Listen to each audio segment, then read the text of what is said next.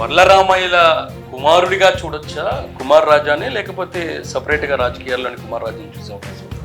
కష్టపడేవాడికి ఎప్పుడు అదృష్టం తట్టనక్కర్లా. కష్టపడుతూ నువ్వు ముందుకెళితే అదృష్టం నీ పాదాక్రాంతం అడుగడుగునా వస్తూనే ఉంటుంది అంటానికి నాన్నగారి నిదర్శనం. అంటే ఎందుకు రాజకీయాల్లోకి రావాలనుకున్నారు?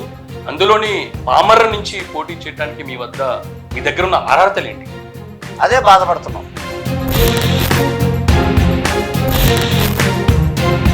అధికారం ఉన్న 2014-18 సమయంలోని రాజ్యసభ సీటు దగ్గరికి వచ్చి దూరమైన పరిస్థితి. అప్పుడు మీ కుటుంబం ఈ విధంగా ఫీల్ అయింది.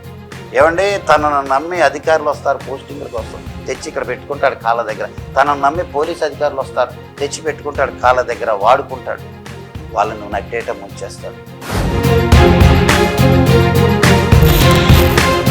2009 నుంచి కూడా పునర్వ్యవస్థీకరణగా వచ్చిన పామర్ల నియోజకవర్గంలో ఇప్పటి వరకు పార్టీ ఎందుకు వెళ్ళదు?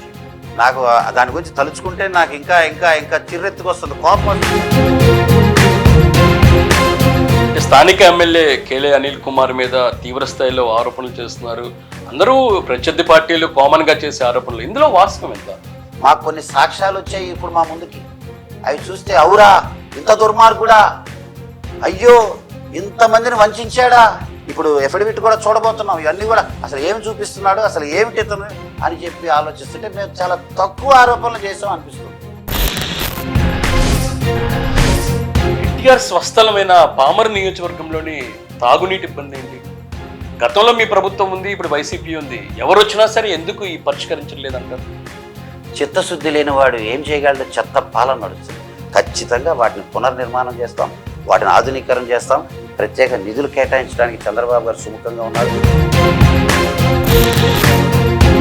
ప్రసంగాలు చూసాం, ప్రతి అంశం మీద చాలా కీలకంగా మాట్లాడుతున్నారు. అయితే ప్రజాకాలంలో చంద్రబాబు మాట్లాడుతుంటే ఉద్వేగానికి గురి కొంత కన్నీళ్లు పెట్టుకున్నారు.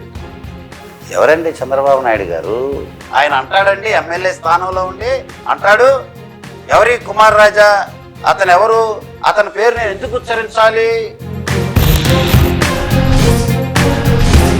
వైసీపీ ప్రభుత్వం మొత్తం SC ST minority vote bank target గానే ప్రభుత్వాన్ని నడిపింది. ఆ పక్షానికి సంబంధించిన ఓట్లన్నీ కూడా తమ వైపే అంటుంది. అంటే దళితుల ఓట్లు ప్రధానంగా ఎస్సీ కాన్స్టిట్యున్సీలోని మీకు ఎంతవరకు అనుకూలంగా ఉన్నాయంటారు? ఏం పదాలు మాట్లాడుతున్నాడండి ముఖ్యమంత్రి స్థాయిలో? నా ఎస్సీ నా బీసీ ఎక్కడుంది కదా? పథకాలు మళ్ళీ ఇచ్చేశాడు, నిధులు మళ్ళీ ఇచ్చేశాడు, పథకాలు రద్దు చేశాడు, సప్లైని ఎత్తివేశాడు. ఎవరిని చూశాడు తమ్ముడు? పామర్ల నియోజకవర్గ ఓటర్లు కుమార్ రాజాకి ఎందుకు ఓటేయాలి? ఫ్యూచర్లోని భవిష్యత్తులో ఆయన పామర్కి ఏం చేస్తారంటే?